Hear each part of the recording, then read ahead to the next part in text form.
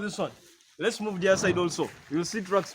Last week, Ugandan traders issued a 4-day ultimatum to authorities in South Sudan to release some 74 trucks that were impounded earlier this month for allegedly containing contaminated maize flour. In a letter seen by NTV, the South Sudan National Bureau of Standards claims that the impounded maize flour had high levels of aflatoxins.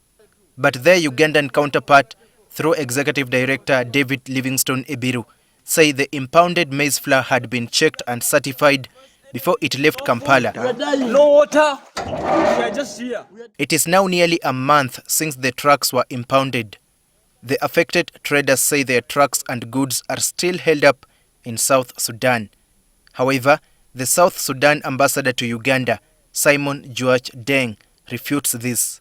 The South Sudan Bureau of Standards and other related agencies have engaged with the people on this side of the border, and I was informed the trucks were released as of the 26th of June.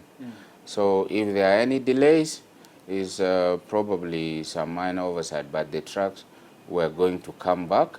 Ugandan traders have now decided to hold exports to South Sudan in solidarity with their colleagues whose trucks were impounded.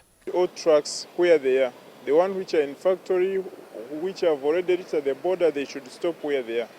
That we take a peaceful strike, not until when they release those 74 trucks which are already confiscated there in Southern Sudan. NTV visited Nalukolongo, a Kampala suburb where more than 70 trucks loaded with a variety of items including foodstuffs destined for South Sudan were parked due to the strike. Other trucks that were also heading to South Sudan have reportedly parked in Jinja, Mbale and Tororo due to the strike. The traders claim that they have been facing other challenges on trips into South Sudan and will not relent until Juba resolves these issues. We are paying a lot of money that is not receipted. For example, they introduced a $70 receipt that we pay for every truck that crosses the border.